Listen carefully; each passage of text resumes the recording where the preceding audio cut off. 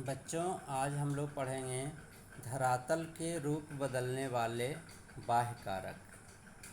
बाह्य कारक अर्थात बाहरी कारक, वैसे कारक जो बाहर से दबाव डाल करके या अपनी क्रिया प्रतिक्रिया के द्वारा धरातल के पृथ्वी को रूप को बदलते हैं। आइए इसमें हम लोग पढ़ते हैं। पृथ्वी की बाह्य शक्तियों द्वारा भूपटल पर तोड़ फोड़ की जाती है। क्या की जाती है? तोड़ फोड़। ये तोड़ फोड़ कैसे होता है? ये तोड़ फोड़ होता है प्रवाहित जल, नदियाँ, हिमानी, पवन और समुद्र के लहरों के द्वारा। तो ये सब कैसे करते हैं, इसको सीखते हैं हम लोग। प्रवाहित जल अर्थात बहता हुआ जल। बहता हुआ जल क्या करेगा? जब जल बहेगा तो उसके रास्ते में जो भी आएंगे उसको बहा करके ले जाएगा, मिट्टी का कटाव करेगा, चट्टानों को बहा देगा नीचे, पेड़ पौधों को उखाड़ देगा। नदियाँ भी यही काम करेगी। नदी के मार्ग में पड़ने वाली जो भी चीज़ आएंगे सबको बहा ले करके जाएगी। बरसात के दिनों में ये नदियाँ उफनते हुए बांध को तोड़ देगी, शहर को बहा देगी, पेड़ पौधों सबको बहा देगी। अगला है हिमानी। हिमानी अर्थात बर्फ़ के सरकते हुए ढेर। जब बर्फ़ ऊपर से ग्लेशियर से पिघल कर सरकता है तो इसके रास्ते में जो भी चीज़ें आएंगी उसे तोड़ते फोड़ते हुए नीचे की ओर बहाते हुए ले चल जाएगा। इससे क्या होगा? धरातल के स्वरूप बदल जाएंगे। अगला है पवन। और पवन क्या करेगा? हवा। जब आंधी ज़ोर से आएगी ये भी सब चीज़ को उड़ा के ले जाएगी। खास करके रेगिस्तान में ये आंधी क्या काम करती है? एक जगह से उड़ा करके बालू दूसरे जगह ले जा करके जमा कर देती है, जिसके कारण वहाँ ऊंचे ऊंचे टीलों का निर्माण हो जाता है और जहाँ से बालू उड़ा के ले जाते हैं वहाँ गड्ढा हो जाता है। इसके कारण धरातल के स्वरूप बदल जाते हैं। कहीं ऊंचा हो गया तो कहीं गड्ढा हो गया। अगला है समुद्र की लहरें। जब समुद्र की लहरें तट से टकराती है तो तट को काटते जाती है और धीरे धीरे समुद्र का तट कटते जाता है और यह कटता हुआ तट की मिट्टी अंदर समुद्र की ओर पहुंचते जाता है, जिसके कारण इसके स्वरूप में बदलाव देखने को मिलता है। इसके बाद अगले पॉइंट को हम लोग देखते हैं। टूटे हुए टुकड़ों को एक जगह से दूसरे स्थान पर इकट्ठा करने की क्रिया को अन्नाच्छादन या इंग्लिश में इसे हम लोग डिनुडेशन कहते हैं। तो बहुत सारे टुकड़े टूटते हैं और उसको पानी के द्वारा या हवा के द्वारा या हिमानी के द्वारा एक स्थान से हटाकर दूसरी जगह पर ले जाकर जमा किया जाता है। इसे ही अन्नाच्छादन कहते हैं। अन्नाच्छादन की क्रिया के अंतर्गत 3 चीज़ें होती है।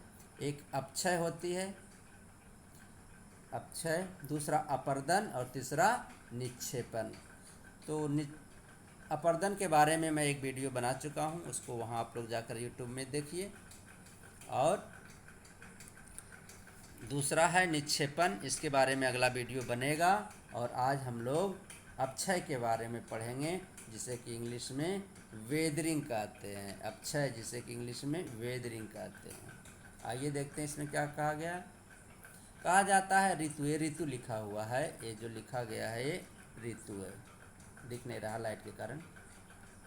ऋतु और मौसम के प्रभाव के कारण, मौसम और ऋतु के प्रभाव के कारण चट्टानें अपने ही स्थान पर छोटे छोटे टुकड़ों में टूटती फूटती रहती हैं। इस क्रिया को अपक्षय कहते हैं। अब तुम लोग कहोगे कि सर चट्टानें अपनी जगह पर स्वतः क्यों टूटेगी? हाँ, इसके कारण हैं। क्या होता है, जब मौसम में बदलाव होता है, अभी गर्मी है, चट्टानें सब गर्म रहती है, कुछ दिनों बाद ठंडा आएगा तो गर्मी के कारण चट्टान क्या होते हैं? फैलते हैं और ठंडी के कारण सिकुड़ते हैं।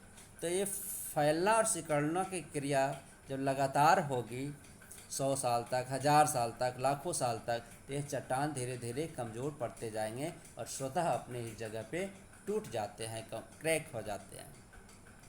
उदाहरण पर तुम ले सकते हो किसी प्लास्टिक को या किसी कपड़े को या किसी कागज़ को, उसमें तुम खींचो और उसे छोड़ो, खींचो और छोड़ो। जब बहुत दिनों तक यह प्रक्रिया तुम दोहराओगे तो क्या होगा, वह कमज़ोर पड़ते जाएगा और वह एक दिन फट जाएगा। उसी तरह से चट्टानों के साथ भी होता है।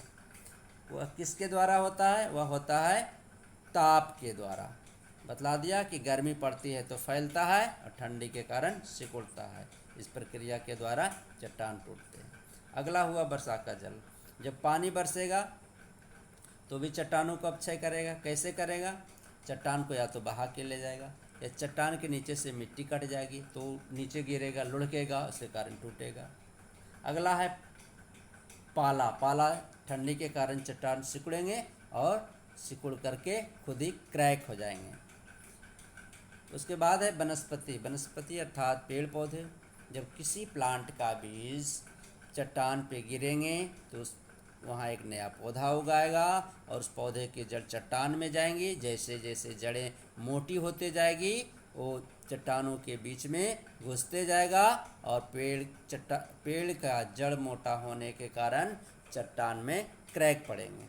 उसके बाद है जीव जंतु। जीव जंतु क्या करेंगे, चारागाह की खोज में या उस पर बार बार जाएंगे तो क्या होगा, ये चट्टान भी वहाँ घिसेंगे और उसमें अपक्षय होते जाएगा। धीरे धीरे वह कमज़ोर होते जाएगा, टूटते जाएगा। इसका सबसे बड़ा उदाहरण तुम देख सकते हो मंदिर में। किसी पुराने मंदिर में जाओ जो 100 साल 500 साल पुराना हो तो वहाँ पत्थर लगे होंगे सीढ़ियों पर, तो देखोगे कि धीरे धीरे वह सीढ़ियाँ घिस गई है या गड्ढा हो गया उन सीढ़ियों में। ऐसा क्यों हो गया है, वहाँ बार बार चढ़ने उतरने और आने जाने से लोगों की भीड़ के कारण हो गया है। यह अपक्षय का एक अच्छा उदाहरण है। इसके द्वारा तो अपक्षय को समझ सकते हो। उसके बाद लास्ट कारण जो है वह है मानव। मानव तो सबसे बड़ा जानवर है, इससे बड़ा तो कोई जानवर ही नहीं है धरती पर। ये जो मानव है यह सबसे बड़ा जानवर है। यह तरह तरह की क्रियाएं करता है। क्या करता है,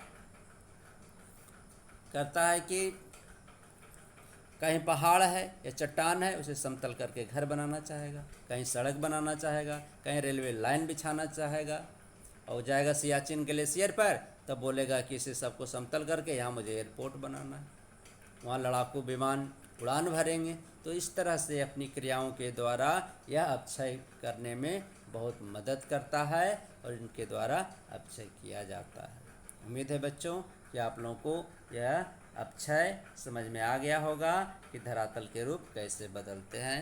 ओके बच्चों, थैंक यू।